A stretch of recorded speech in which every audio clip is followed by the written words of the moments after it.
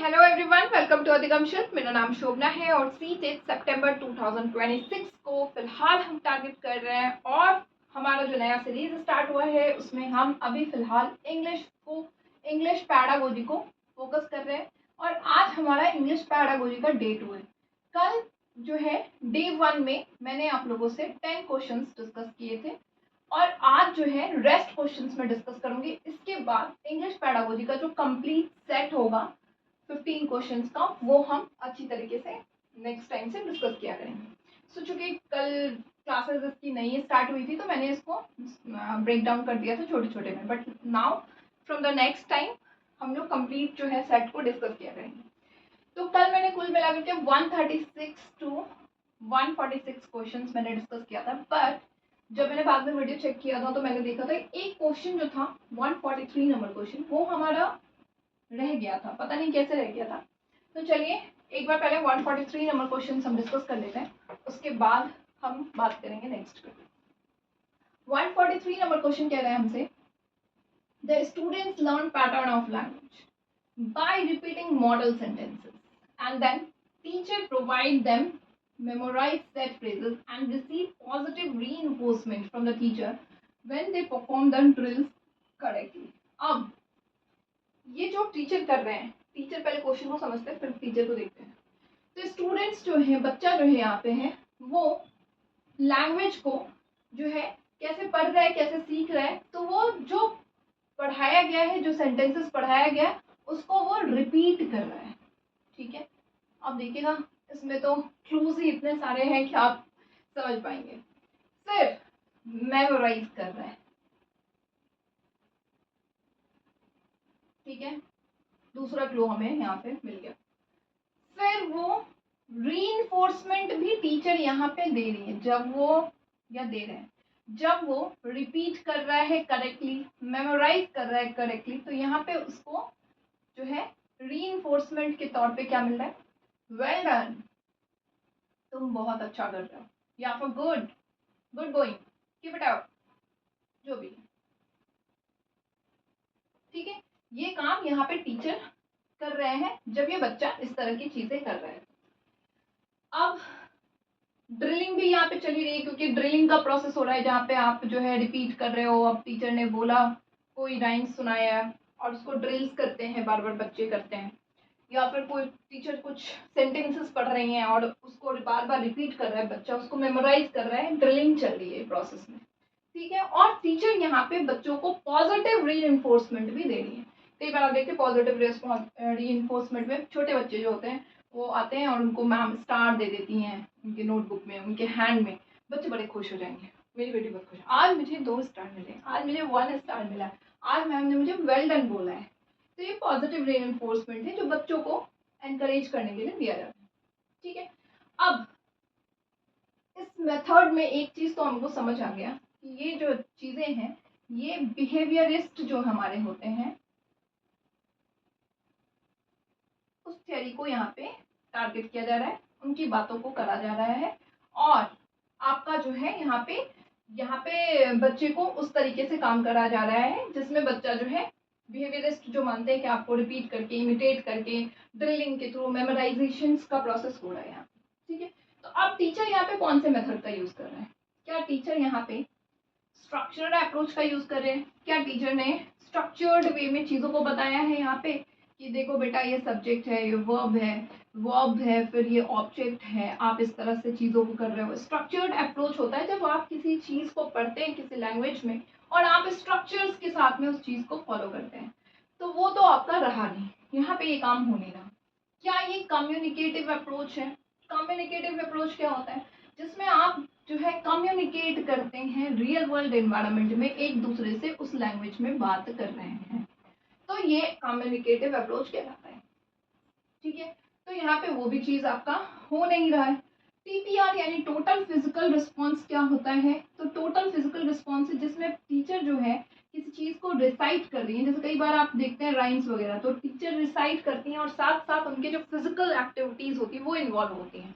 जैसे कुछ राइम्स हो गया, सी अ पिन, तो इस तरह से जो चीज़ें करती हैं, सी पिक इट अप, तो वहाँ पे आपके फिजिकल रिस्पॉन्स भी साथ में आ रहे हैं।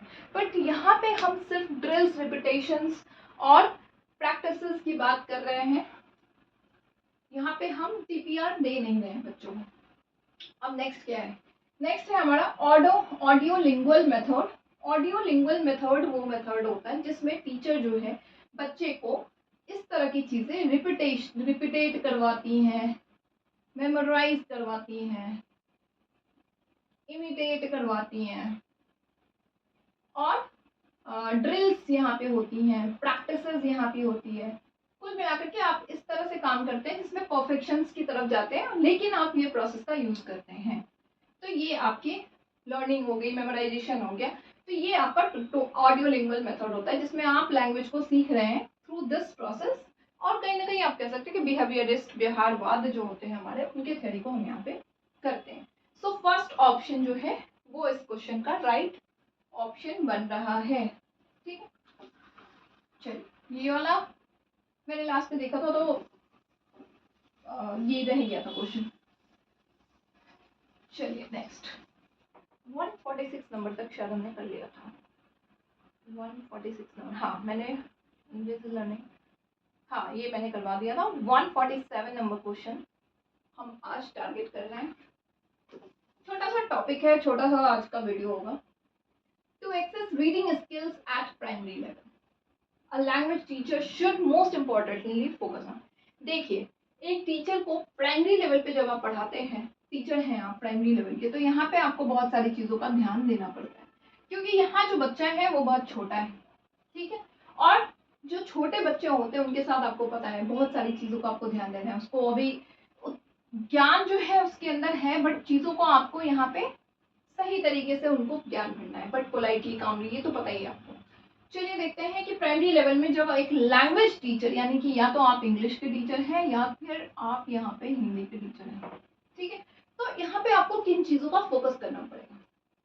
To identify the letters of alphabet, क्या आपको अल्फ़ाबेट के लेटर्स पे फोकस करना है, सिर्फ और सिर्फ यहाँ पे काम करना है कि आपने प्राइमरी टीचर की वजह ए बी सी से लेकर जेड तक पढ़ा दिया, सिर्फ इतना ही आपका काम है? प्राइमरी लेवल्स में 1 to 5th आ गए ना आपके बच्चे, तो 1 से पहले भी, हाँ 1 to 5th आप करेंगे यहाँ पे, ठीक है ना? तो ये तो काम हमारा यहाँ पे बनता नहीं। फिर पंक्चुएशन मार्क्स, क्या आपको सिर्फ और सिर्फ comma, bracket, inverted commas, full stop, इन सब चीज़ों पे ही फोकस करना है? बिल्कुल भी नहीं, हमें इस काम पे ही नहीं फोकस करना है। Reading at a proper speed, क्या हम बच्चों को इस तरह से कर रहे हैं भाई वो जो पढ़ रहा है चैप्टर वो प्रॉपर स्पीड के साथ पढ़ना चाहिए, उसके full stop, commas, brackets and pause, इस तरह की चीज़ें नहीं होनी चाहिए। भाई छोटा बच्चा है, गलतियां तो करेगा ही करेगा और गलतियों से तो सीखेगा। फोर्थ है रीडिंग विद अंडरस्टैंडिंग, राइट। जब आप किसी चीज़ को पढ़ाते हैं, चाहे आपने क एट कैट ही क्यों नहीं पढ़ा है, उसको पता होना चाहिए कि ये कैट क्या है। चाहे आपने कुछ और ही पढ़ाया, बेबी ही पढ़ाया, कुछ और ही पढ़ाया, राइमिंग वर्ड्स पढ़ाए या कुछ स्टोरीज ही पढ़ाई, तो इम्पॉर्टेंट ये है कि जो भी आप उसको यहाँ पे पढ़ा रहे हैं उसको इस चीज़ की अंडरस्टैंडिंग यानी समझ होनी जरूरी है। रट्टाफिकेशन नहीं कर रहा है बच्चा, समझ के पढ़ रहा है। तो ये है रीडिंग विद अंडरस्टैंडिंग। और इसलिए हम ज़्यादातर यहाँ पे जो चीज़ें छोटे बच्चों को पढ़ाते हैं वहाँ पे हम उसकी पिक्चराइजेशन इमेजेस के थ्रू उसको दिखाते भी हैं, चीज़ों को समझाते भी हैं, क्योंकि जब इमेज देखता है बच्चा या किसी चीज़ को देख करके, सिर्फ सुन करके अगर आप पढ़ा रहे हैं उससे ज़्यादा इफेक्टिव है जब बच्चा यहाँ पे उस चीज़ को देख पा रहे हैं। उसके सेंसेस और इन्वॉल्व होते हैं, और जितने सेंसेस आपके इन्वॉल्व होते हैं आपके लर्निंग में अंडरस्टैंडिंग उतनी अच्छी होती है। सो फोर्थ नंबर इस क्वेश्चन का आंसर बनता है। चलिए फोर्थ नंबर हो गया। 148 नंबर क्वेश्चन कह रहा है a good speaking activity is the one during which, आपको एक बहुत अच्छी स्पीकिंग एक्टिविटी जो है करानी है या फिर होनी है, क्लासेस में कर रहे हैं आप, तो यहाँ पे गुड स्पीकिंग एक्टिविटी कब होगा बेहतर तरीके से? क्लासरूम के अंदर। कब? जब सिर्फ यहाँ पे टीचर जो है वो एक्सप्लेन कर रहे हैं, तो यहाँ पे लर्नर्स जो बैठे हैं वो तो पैसिव हो गए। फिर टीचर ने तो सिखाया और यहाँ पे बच्चों ने सुना, तो वो तो गुड स्पीकिंग एक्टिविटी हुई नहीं। अब मैं आपसे जो है बात कर रही हूँ भाई, आप मुझसे इंटरेक्ट कर रहे हैं और मैं आपसे इंटरेक्ट कर रही हूँ, तो वो एक गुड स्पीकिंग एक्टिविटी हुई ना कि मैं सिर्फ बोल रही हूँ और आप सुन रहे हैं। तो वहाँ पे स्पीकिंग आपकी तो हुई नहीं, सिर्फ मेरी हुई है। लर्नर लिसन्स मोर, वही चीज़ है, आप तो सिर्फ सुन रहे हैं, बच्चे तो सुन रहे हैं यहाँ पे, तो फिर क्या होगा? कुछ नहीं होगा। वहाँ पे बच्चे की स्पीकिंग तो अच्छी नहीं हो पाई। अब है लर्नर्स टॉक मोर, बच्चे ज्यादा से ज्यादा बात करते हैं। हाँ, ये वाला ऑप्शन जो है ये सबसे बढ़िया है। फोर्थ है participation bye out spoken students in the maximum. अब सिर्फ और सिर्फ आप उस बच्चों को फोकस यहाँ पे फोर्थ ऑप्शन में कर रहे हो जिसमें आउट स्पोकन जो ज्यादा बोलता है उसको आप मैक्सिमम अपॉर्चुनिटी दे रहे हैं। भाई वो बोल रहा है बट कोई नहीं बोल रहा है, तो क्या आपको फोकस नहीं करना? आप तो हर एक बच्चे को सामान्य रूप से इक्वली ट्रीट कर रहे हैं, इक्वल तरीके से लेके चलेंगे ना, तो ये वाला ऑप्शन भी फोर्थ बनेगा नहीं। यहाँ पे सबसे बढ़िया है जब बच्चा जो है इस क्लासरूम में इंटरेक्ट ज्यादा कर रहा है। ठीक है, अब इसकी इंटरेक्शन या तो टीचर के साथ हो रही है ज्यादा बढ़िया तरीके से, या फिर ये बच्चे आपस में ही इंटरेक्ट कर रहे हैं बढ़िया तरीके से, आपस में बातचीत कर रहे हैं, तो भी इनकी स्पोकन जो होगी वो अच्छी होगी। इन दोनों कंडीशंस में इम्प्रूव करेगी स्पोकन। ठीक है, तो ये बढ़िया ऑप्शन बनता है यहाँ पे। Third number option will be the best option for this question. 149 दो ही बचे हैं हमारे, बहुत छोटी क्लास है आज तो। चलिए 149 at the beginning of the lesson, एक चैप्टर की शुरुआत में, a teacher divided the class into groups. अब टीचर ने क्लास को ग्रुप्स में डिवाइड कर दिया। ठीक है, ये ए ग्रुप है, ये बी ग्रुप है, ये सी ग्रुप है और इक्वल बच्चे यहाँ पे हैं। ठीक है, चलिए and groups and then talk about an interesting newspaper articles that they had just read. अब टीचर ने उनको बोला था एक न्यूज़पेपर पढ़ने के लिए, उसमें एक पर्टिकुलर आर्टिकल था, उसको पढ़ने के लिए दिया था यहाँ पे। अब वो कह रहे हैं टीचर ने किया कि ग्रुप्स में डिवाइड कर दिया और बोला इस टॉपिक पे डिस्कस करो। ठीक है, अब ये जो एक्टिविटी है वो किस चीज को इनहेंस करने के लिए, किस चीज को बढ़ावा देने के लिए। तो देखिए यहाँ पे बच्चे जो हैं उन्होंने जो भी अपनी अंडरस्टैंडिंग, जो भी उनकी समझ है, उस समझ के बिहाफ पे आपस में डिस्कशन कर रहे हैं। ठीक है, आपस में जब डिस्कशन कर रहे हैं, एक्टिवली पार्टिसिपेट कर रहे हैं, तो देखते हैं इसमें से ऑप्शन में से क्या है। कम्युनिकेशन तो अच्छी बन रही है क्योंकि आपस में एक दूसरे के साथ जो है अच्छी तरीके से बातचीत कर रहे हैं। पहला है ओरल फ्लुएंसी प्रैक्टिसेस। क्या ये ओरल फ्लुएंसी प्रैक्टिसेस है? तो बिल्कुल है ये ओरल फ्लुएंसी प्रैक्टिसेस, क्योंकि ओरल फ्लुएंसी प्रैक्टिसेस जो होती है इसमें बच्चे जो है क्या कर रहे हैं, रियल वर्ल्ड सिचुएशन में एक दूसरे के साथ कम्युनिकेट कर रहे हैं। इनकी कम्युनिकेशन अच्छी हो रही है, कम्युनिकेशन अच्छी हो रही है, इनकी फ्लुएंसी जो है वो भी आप देखेंगे बढ़ रही, इनहेंस हो रही है। ये जो है इस तरह, इस माध्यम से आप जो आपका जो लैंग्वेज है, जिस लैंग्वेज पे आप फोकस कर रहे हैं वो आपकी इम्प्रूव हो रही है। तो है बिल्कुल, ये तो है ही। और एक्टिवली बच्चे एक दूसरे के साथ पार्टिसिपेट करते हैं, और यही है आपका ओरल फ्लुएंसी प्रैक्टिसेस, जिसमें आप रियल वर्ल्ड में, रियल वर्ल्ड सिचुएशंस में एक दूसरे के साथ ज़्यादा से ज़्यादा कम्युनिकेट करते हो, और जब आप कम्युनिकेट करते हो तो आपकी फ्लुएंसी बढ़ती है। This is oral fluency practice. Second है आपका कंट्रोल्ड ओरल प्रैक्टिसेस। देखिए कंट्रोल्ड ओरल प्रैक्टिसेस क्या हो गया, आप इसमें स्ट्रक्चर दे दिया, आपने ग्रामर रूल्स दे दिए। यहाँ पे आपने ये चीजें नहीं दी थी, आपने बच्चे को ग्रामर रूल्स पे फोकस नहीं किया, आपने उसके मिस्टेक्स पे फोकस नहीं किया, आपने फोकस किया उसकी फ्लुएंसी पे। वो बोल रहा है, अपनी चीजों को डिस्क्राइब कर रहा है, एक्सप्लेन कर रहा है, और उससे उसकी फ्लुएंसी बढ़ रही है। बट कंट्रोल्ड में आपका स्ट्रक्चर हो जाएगा, तो वो चीजें यहाँ पे नहीं है। गाइडेड ओरल प्रैक्टिसेस, क्या टीचर यहाँ पे गाइड कर रही है कि आपको इतने इसमें इतने वोकैबुलरी का यूज करना है, ये वोकैबुलरी यूज करना है, इस तरह की चीजें का यूज करना है? बिल्कुल भी नहीं, टीचर ने ऐसा नहीं किया। गाइडेड ओरल प्रैक्टिसेस होगा जिसमें आप पर्टिकुलर जैसे कुछ वोकैब्स यूज कर रहे हो, प्रॉम्प्ट्स यूज कर रहे हो, कुछ फ्रेजेस यूज कर रहे हो चीज़ों को लेकर के, तो वो हो गया एक्टिव लिसनिंग। देखिए बच्चे एक्टिव तो हैं बट यहाँ पे लिसनिंग तो नहीं है, यहाँ पे एक्टिव पार्टिसिपेशन है बच्चों में, है ना।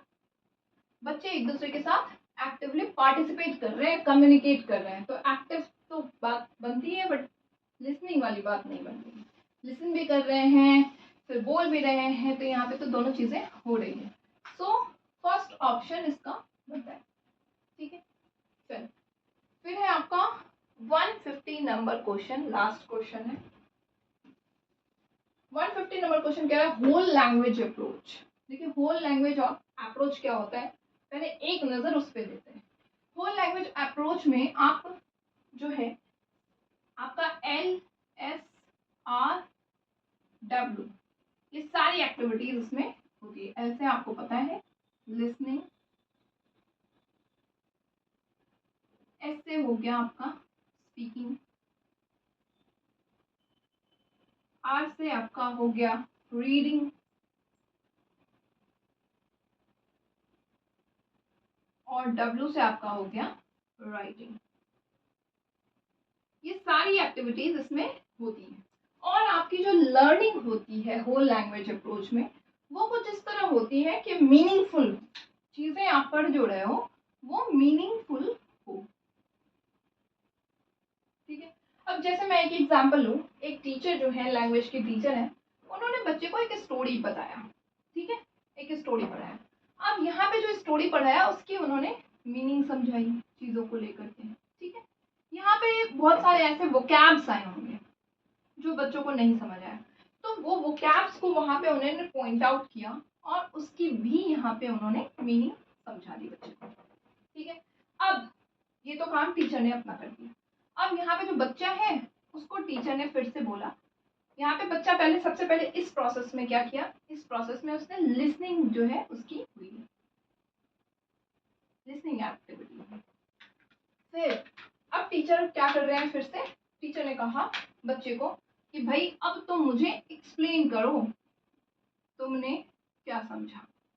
तो यहाँ पे बच्चा जो है उस स्टोरी को नरेट कर रहा है, और इस प्रोसेस में वो क्या कर रहा है, उसकी कौन सी एक्टिविटी इन्वॉल्व हो रही है, उसकी स्पीकिंग यहाँ पे इन्वॉल्व हो रही है, ठीक है। फिर टीचर ने ये दो एक्टिविटी यहाँ पे करवा दिया। अब टीचर ने क्या करा, जो टीचर ने जब उसको बोला था एक स्टोरी एक्सप्लेन करो, तो इस प्रोसेस में उसने क्या किया होगा, हो सकता है इस प्रोसेस के दौरान उसने उस चैप्टर को फिर से एक बार पढ़ा हो, है ना, उसकी समरी निकाली हो कि ये चैप्टर जो है मैम ने मुझे समझाया था और ये चीजें थी, इसमें ये वोकैब्स था। तो जब ये उसने चैप्टर को दोबारा से पढ़ा होगा तब उसकी रीडिंग हैबिट्स भी हुई होगी, और इस दौरान जो मैम ने वोकैब्स कुछ दिए थे वो भी उसने पढ़ा होगा, साथ ही साथ कुछ नए वोकैब्स भी उसने चुने होंगे जो उसको समझ यहाँ पे नहीं आया होगा, और वो मैम तक गया होगा और उसने पूछा होगा, तो यहाँ पे मैम ने उसकी मीनिंग भी उसे समझाई होगी। फिर मैम ने एक और एक्टिविटी करवा दी कि भाई अब तुमने मीनिंग मैंने तुम्हें समझा दिया, वो कैप्स तुम्हें को समझ आ गई है, चैप्टर तुम्हें समझ आ चुका है, तुमने मुझे अच्छे से एक्सप्लेन कर दिया, अब इसका एक जो है इसको लिखो, इस स्टोरी को एक बार राइट करो, इसकी समरी जो है शॉर्ट टर्म्स में आप मुझे लिख के दिखाओ। तो यहाँ पे बच्चा उस स्टोरी को लिख रहा है, तो यहाँ पे उसकी कौन सी एक्टिविटी इन्वॉल्व हुई है, यहाँ पे उसकी राइटिंग हैबिट्स भी इन्वॉल्व हुई है। तो ये आपका कुल मिलाकर के होल लैंग्वेज अप्रोच है जो कि मीनिंगफुल लर्निंग को लेके आता है, जिसमें आप अंडरस्टैंडिंग की जो है समझ जो है चीज़ों को लेकर के, लैंग्वेज को लेकर के, जो भी चीज़ आप पढ़ा रहे हो वहाँ पे होते हैं, और साथ ही साथ इस प्रोसेस में आपकी सारी एक्टिविटीज ये 4 LSRW जो है वो इन्वॉल्व होती है। तो मीनिंगफुल आपका यहाँ पे हो गया, सिंपल है, मीनिंगफुल मीनिंग बेस्ड लर्निंग ये होती है। तो 150 का फर्स्ट नंबर आंसर हो गया। बाकी स्किल बेस्ड तो स्किलिंग की काम, स्किल कौशल बढ़ाना, स्किल बढ़ाना, ये सब काम तो हम बाद में करते हैं, तो ये वाला ऑप्शन यहाँ पे नहीं है। और साउंड सिंबल रिलेशनशिप पे हम बात कर नहीं रहे हैं, ब्लेंड साउंड्स पे भी हम बात नहीं कर रहे। कुल मिलाकर के जो है जब भी आपका होल लैंग्वेज अप्रोच होगा तो आप सबसे पहले अंडरस्टैंडिंग बनाते हैं, आप उस चीज़ की समझ को बढ़ावा देते हैं और उसमें सारे एक्टिविटीज़ को आप इन्वॉल्व करते हैं। सो नंबर ऑप्शन इसका होगा। ओके, सो आज की वीडियोस में इतना ही, और कल से मतलब जब भी आगे इंग्लिश की पेडागोजी होगी उसमें जो भी एक सेट में जितने भी पेडागोजी हैं वो कंप्लीट हम डिस्कस करेंगे। और अगर आप लोगों को वीडियो अच्छी लग रही है तो चैनल को लाइक शेयर और सब्सक्राइब ज़रूर से करिएगा। मिलते हैं नेक्स्ट सेशन में नेक्स्ट वीडियोस के साथ में, तब तक के लिए bye bye and take care.